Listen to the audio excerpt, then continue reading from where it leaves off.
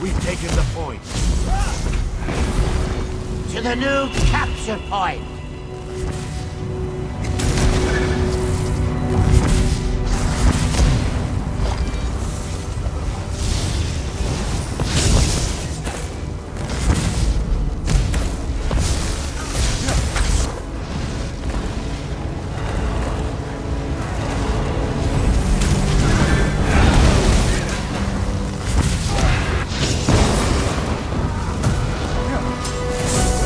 Secured the point!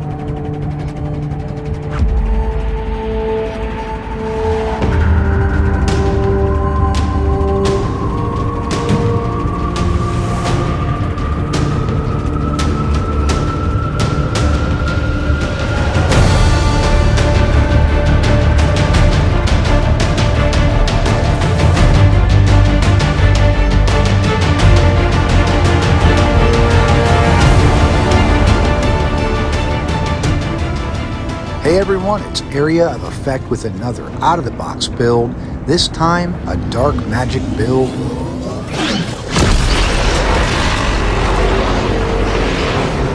The Dark Energy build. This build took a while to get just right, testing every little parameter, and I settled out with two options, but everything magic damage has really high, really nice tooltips. You see almost a 20k Narianth proc. The crystal frags are almost 40k. Those were non-crit mines. When you hit them with a crit mine, it's over 20k. Watch this crystal frag proc, 36,000. So not bad numbers.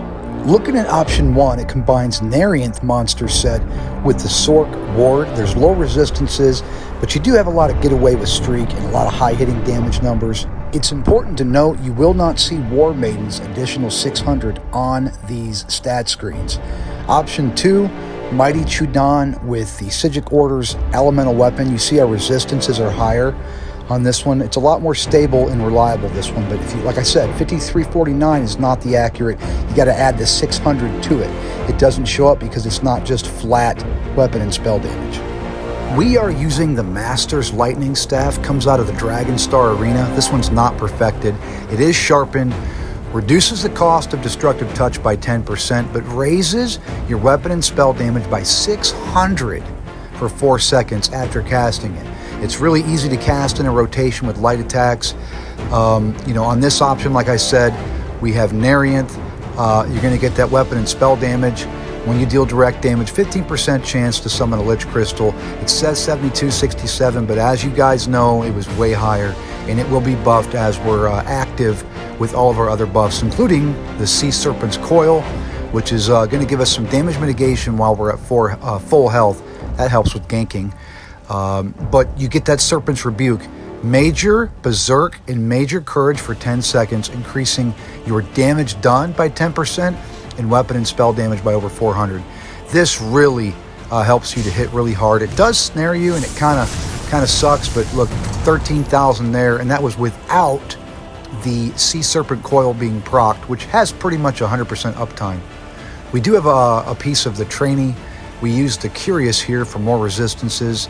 Heavy, since we're going on chest for the biggest numbers. Narianth epaulets. Our first 5-piece set is War Maiden. Now this one is going to give us, crit, max magicka, weapon and spell damage, but most importantly, 579, but it's actually 600 when you're all golded out. Spell damage to everything magic damage. Now it's important to explain, magic damage is not magicka, shock, frost, flame. No, magic damage is just like an element. So anything magic damage like crystal frags or soul strike, things like that. We have one ring of the Potentates. My clip ran out here. And on our other bar, opposite the Master's Lightning Staff, we have an Inferno Staff of the Potentates, sharpened, giving us that reduced ultimate cost on our Negate Sorc ultimate, which is all magic damage. So option 2, like I said earlier, Mighty Chudan. Armor, max health, and major resolve and major ward. Going to buff up our resistances a lot, and as you saw those yellow orbs around me, that is from the Psijic Order skill, passive. We're using the skill Elemental Weapon. Let's take a look at skills now. Shock Clench. This is going to deal 8,000 shock damage. It costs 10% less because of our Master's Lightning Staff, but it's an AoE, hits everybody around the initial target, and buffs our weapon and spell damage by 600. So this is pairing with the Master's Lightning Staff. Dark Conversion, we're going to get that big chunk of health, magicka, and it's going to cost us stamina, and then we're going to get that magicka over time. Also giving ourselves and everybody around us Minor Prophecy, increasing our spell crit by 6%. Next skill, Crystal Frags. A no-brainer on this build. A flat 11,000 plus magic damage, but actually when we cast the proc frag, it's going to deal 66% more damage and cost 50% less. There it was. You saw the big number there with the proc frag. Your hands go purple. Inner Light, this is going to give us max magicka by 5% passively slotted. And then weapon and spell crit from major prophecy and major savagery. It's actually going to give us 2% additional magicka and magicka recovery as a Mage's Guild passive. Empowered Ward, we're going to give ourselves and our allies minor intellect and minor endurance now when it's casted, but we're going to give ourselves a 10,000 plus damage shield. This will be cut in half in PvP because of Battle Spirit, but you still get that 15% magicka and stamina recovery. Ice Comet is slotted here for the Mage's Guild passives. That max magicka by 2% and magicka recovery. But there are two other ultimates that are ideal on this build that basically deal magic damage. Shatter Soul, which is a soul skill, and the Sorc Negate Bubble, which is called, I think, Absorption Field. But there's Shatter Soul. You can see the high numbers damage over time, but when it's done, it'll explode. And that's great because you can trigger that explosion earlier if you see there's a lot of enemies in proximity to the target. You cut off your beam channel just a second or two sooner. On the other bar now, the Inferno Staff bar of Potentates, Haunting Curse.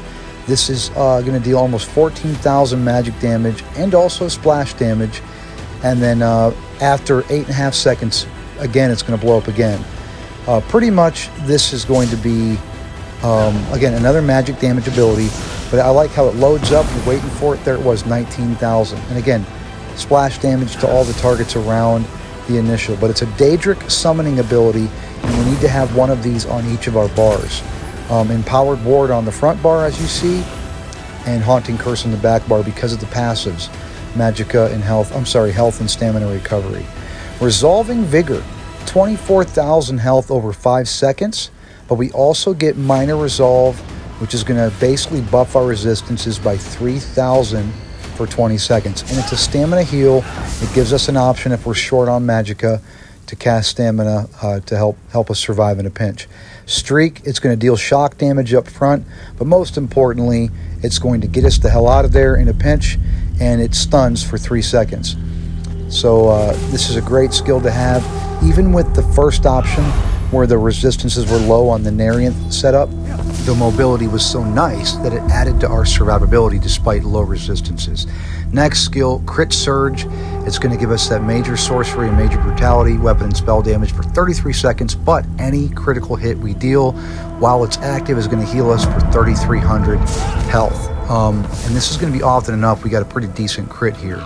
So Daedric Tomb, this one is a great skill to add to this build. 3 mines, instant cast. It says over 12,000 damage, but it also immobilizes for 2 seconds. Now, I'll take a look here. 17,000 was the tooltip, and there's 2 more on the ground. Now, you could recast new ones to get that instant damage, but if not, you got to wait 2 seconds for each target. It's like to get a 2-second cooldown. But in this slot was some other things like Encase or the Rune Cage, but we'll talk about those in a minute. Suppression Field Ultimate, it costs 162, as you see with the Potentates ultimate cost reduction. 4,300 magic damage every second. That's basic and crit, but also enemy players are silenced. They cannot cast ultimates and they cannot cast magicka abilities. They can cast stamina abilities, but they cannot cast magicka abilities. If you are in PvE and you're fighting ads, they can be, as long as they don't have CC immunity, they will be stunned for the entire 12-second duration, which is very nice. A lot of damage and that silence and that stun. But even in PvP, if you use it right, intelligently, it's great. You could throw it down and you can immobilize them with the mines, and then you could streak through them to immobilize and stun them and keep them locked into your field there. So that is going to be the 2-bar setup. Now we'll look at some options here. Alternative skills that you could slot in, either in place of Inner Light or Empowered Ward, is Consuming Trap. It'll deal 20,000 magic damage over 20 seconds. But if you kill somebody or they die while that effect is on them, you get that health, magicka, and stamina back, which is very nice for sustain. Another one like we used is Elemental Weapon. Almost 10,000 magic damage and applies a status effect. So we're looking for anything that does magic damage. Like I said, magic is an element. It's not just anything from your blue bar, your magicka bar. No, it is actually considered an element. So War Maiden is only going to buff things that have magic elemental damage.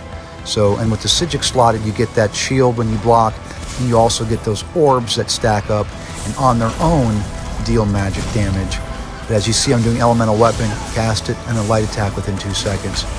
This is a very powerful rotational thing to add into your build for damage, but it's a little tougher when you're going in PvP because people are moving around. Mystic Orb deals magic damage every second as it floats forward, and then Proximity Detonation, it deals magic damage. You cast it on yourself, at least this morph, and then as it goes off, it deals more damage the more targets that are around. It just dealt 3,600. If there was like 6 guys, that damage would be multiplied extensively. Other options, Defensive Rune, well actually Shattering Prison is going to immobilize. You can use this in place of the mines if you'd like. It immobilizes enemies for 4 seconds and deals magic damage when the effect is over or when they dodge roll out early. Doesn't matter, it will trigger that magic damage. I had the wrong morph selected. I had Defensive Rune. The other one is, I think, Rune Prison. It stuns them for 4 seconds, and when that effect ends, it deals magic damage. So just, this is Defensive Rune here. You see the purple smoke on me. Great for ganking. If you get attacked, it's going to stun the first person that hits you. That combined with Sea Serpent's Coil that we are, in fact, using on this build, reducing your damage taken by 40% upon your first hit at full health. This is a great build against gankers, but that is the options. Again, you could maybe do a couple more things that you see fit for your playstyle. Let's take a look at the champion points now. All right, looking at the green here, you could do actually whatever you would like. There are just a few combat related things here for your weapon enchantments, fall damage, food lasting longer, stuff like that. Obviously get those. The rest are more crafting and stuff like that. So the blue tree, Arcane Supremacy, we want to get that max magicka up, gives us 1300. Untamed Aggression, want to get that weapon and spell damage up, gives us 150. Grieving Blows heals us for 7% of the damage we do, which a lot of the direct damage we do, most of our skills are direct damage, I should say. And then direct damage attacks by 6 additional percent on that one. Red Tree, Strategic Reserve, 30 health recovery for every 10 ultimate. This can add up a lot in PvE, especially if you just hang on to that ultimate. Sustained by Suffering, 150 health, magicka, and stamina recovery while you're under the effects of a negative effect. That is constantly in PvP. Peace of Mind, 200 health and magicka recovery while under crowd control immunity. That's constantly in PvP. And a flat 90 health, magicka, and stamina recovery at all times, not waiting for a condition to proc. So a lot of recoveries on this build. Or if you wanted to, on the Empowered Wardenarian setup, you could get a little more resistance with Fortified. So that is the CP distribution on this build, and actually is going to wrap up this build video. If you like this video and you want to see more, head on over to my channel. I've got plenty more on there. Don't forget to like and share. Please subscribe and leave me a comment. Let me know what you thought of the build or what you did to change it. Thanks guys for watching. Area of Effect signing out.